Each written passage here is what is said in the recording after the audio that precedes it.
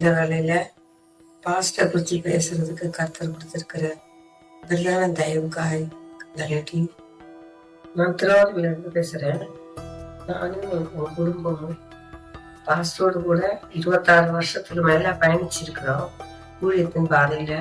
அதுல பல காரியங்கள் இருக்கு. இருந்தாலும் சில விஷயங்களை குறிச்சு பேசுறது கர்த்தர் நாம மகிமைக்காக பேசுறேன். திருவாரூர்ல 96 சபை ஆரம்பிக்கும்போது காணியாளர் திருங்கிற இடத்துல ஒரு மாடியில ஒரு வீடு குறைய தீராத இடத்துல நாங்க சபையை ஸ்டார்ட் பண்ணோம்.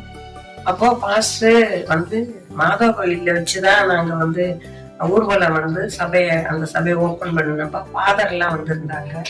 அப்ப எல்லாரும் சொன்னாங்க, என்னடா ஆர்சி ஃபாதர் வச்சு சபை ஓபன் பண்றாங்கன்னு சொல்லி கூட பரிகாசம் பண்ணாங்க. அப்படியே அந்த நாட்கள் கடந்து போயிட்டு அந்த இடத்துல இருந்து நாங்க காலி பண்ணி அந்த இடத்துல இருந்து காலி பண்ண வேண்டிய சூழ்நிலை வந்தவங்க இன்னொரு இடத்துல போனோம். அங்க பாத்தீங்கன்னா ஒரு டீச்சர் வீட்டுல ஆராதனை நடந்துட்டு இருந்துச்சு. அந்த ஆராதனை நடந்துட்டு இருக்கோம். அங்கேயும் ஆராதிக்க முடியாம ஜனங்கள் எல்லாம் அதிகமா இருக்கு, இடவசதி பத்தல அப்படின்னு வரும்பொழுது அங்க இருந்து பௌத்திரமாணிக்கத்துக்கு வந்தோம். பௌத்திரமாணிக்கத்துக்கு சலித்து டீச்சருங்கிற அங்க மாடியில ஆராதனை நடந்துட்டு இருந்துச்சு. அந்த ஆராதனையின் போது பாத்தீங்கன்னா அங்க இருக்கிற 29 குடும்பம் ஆர்சி குடும்பம் முழுவதும் அந்த சபைக்கு வர்றதுனால அந்த ஆர்சி சர்ச்சில் உள்ளவங்களுக்கும் நாங்க எப்படி இங்க ஆராதனை எடுக்கலாம் அப்படின்னு சொல்லிட்டு ஒரு டிசம்பர் மாசம் பாத்தீங்கன்னா இரவு நேரத்துலதான் அங்க அப்படி ஆராதனை நடக்கும். அந்த ஆராதிச்சுட்டு இருக்கிற டயத்துல அடியாட்கள் பாஸ்டரை அடிச்சுட்டாங்க. அடிச்சு அன்னைக்கு அந்த இடத்துல இருந்து நாங்க கால் பண்ணிட்டோம். கால் பண்ணி இன்னொரு இடத்துக்கு வந்தோம். அங்க ஒரு வருஷம் அங்க ஆராதனை நடந்தது. அந்த ஆராதனை நடந்துட்டு இருக்கும்போது திடீர்னு பாத்தீங்கன்னா ஒரு ஆள் காலையில எங்க வீட்டுக்கே வந்துட்டாங்க. நீங்க இடத்த காலி பண்ணி கொடுத்துடணும் அப்படின்னு சொல்லிட்டு பேசிட்டு இருக்கும்போதே அவர் எங்க வீட்லயே வீட்டுல இருக்கிற சேரெல்லாம் தூக்கி அடிச்சு அந்த மாதிரி ஒரு சந்தர்ப்பம் சூழ்நிலைகள் அந்த இடத்துல உருவானது. அதனால நாங்க தைரியமா பாஸ்டர் இது போல அடிச்சு அவரு தைரியமா இருக்கிறத கண்டு நாங்களும் பலப்பட்டோம். வாஞ்சியை பற்றி பாஸ்டர் பற்றி சொல்லணும்னா நாங்க ஒரு 18 கிராமத்துக்கு மேல தொடர்ந்து ஊழியத்துக்கு போயிட்டு இருந்தோம். அப்படி ஊழியம் பார்க்கும்பொழுது பாத்தீங்கன்னா பாஸ் இந்த இடத்துக்கு ஊழியத்துக்கு போகணும்னா எங்களுக்கு முன்னாடி முன்னே அவரு வந்துருவாரு. அப்ப நாங்க பாச பார்த்துட்டு எல்லாரும் பயந்து அவரோடு கூட நாங்க ஊழியத்துக்கு போவோம். அப்படி ஊழியம் முடிச்சு ஒரு நாள் பாத்தீங்கன்னா காரைக்கால் பாஸ் கிளம்பிட்டாங்க. ஊழியத்தை முடிச்சிட்டு கிளம்பி போகும்போ இங்க இருந்து வாஞ்சூர் பகுதி போயிருக்கோம். அப்போ பாத்தீங்கன்னா பாஸ்டருக்கு ஒரு எமர்ஜென்சியா உடனே பாஸ்டர் ஜெபிக்கணும்னு சொல்லி ஒரு எமர்ஜென்சி அந்த வீட்டுல ஒரு முக்கியமான ஒரு காரணம் ஜெபிக்கிறதுக்கு இவ்வளவு தூரம் நம்ம போயிட்டோமே, நம்ம ஏன் இனி வீட்டுக்கு போயிருவோம், இந்த ராத்திரி ஆயிட்டு நம்ம ஏன் அங்க போகணும் அப்படின்னு நினைக்காம அவர் அந்த ஊழியம் ஒரு ஆத்துமா வாஞ்சியா இருந்ததுனால அந்த ஆத்துமா மேல கர்சனையா இருந்ததுனால உடனே திருப்பி வந்துட்டாங்க. திருப்பி அந்த ஊழியத்தை முடிச்சு அவரு காரைக்கால் புறப்பட்டு போனாங்க. அதனால நாங்க அந்த பாஸ்டருடைய அந்த ஊழியத்தை கண்டு நாங்க உற்சாகம் அடைஞ்சோம். இவ்வளவு ராத்திரி ஆயிட்டு கூட ஓடி அந்த காரியத்தை செய்து முடிச்சுட்டு போயிருக்காங்க. திருவாரூர்ல சபை இல்லாதனால மாப்பிள்ளை குப்பத்துலதான் சபை இருந்துச்சு. நன்னிலத்துல அந்த நன்னிலம் சர்ச்சுக்கு நாங்க மாசத்துல ஒரு நாள் திருவிருந்துக்கு போவோம்.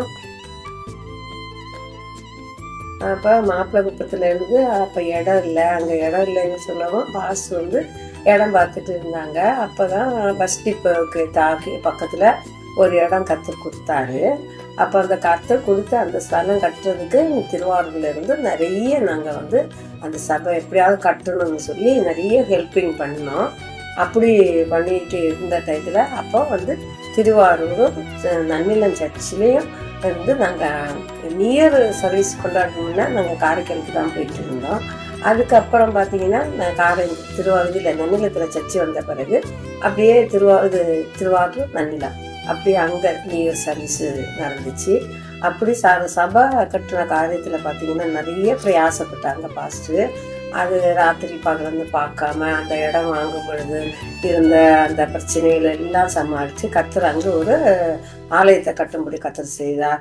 அப்போ அந்த இடத்துல நிலத்திலேயும் நாங்கள் ஊழியத்தை பார்த்தோம். நிறைய இடங்களுக்கு போனோம். ஒரு சபை நாங்கள் செல்லாத அந்த இடங்களே அந்த நன்னிலம் பகுதியில் இல்லைன்னு தான் சொல்லலாம். அவ்வளோ தூரம் போய் ஊழியத்தெல்லாம் பார்த்துட்டு வந்திருக்கிறோம். அப்புறம் பார்த்தீங்கன்னா பாஸ்ட் எப்படின்னா இந்த ஒரு இந்த காணிக்க காசுகளை குறித்து பேசும்பொழுது இன்னைக்கு அநேக சபைகளில் சரி இடங்கள்லையும் காணிக்கையை குறித்து பேசுகிறாங்க. ஆனால் காணிக்கைங்கிறத ₹1 கொடுத்தா கூட அப்படியே புக்கில் அவர் எழுதிடுவார். ஒரு நோட்டு போட்டுட்டார்.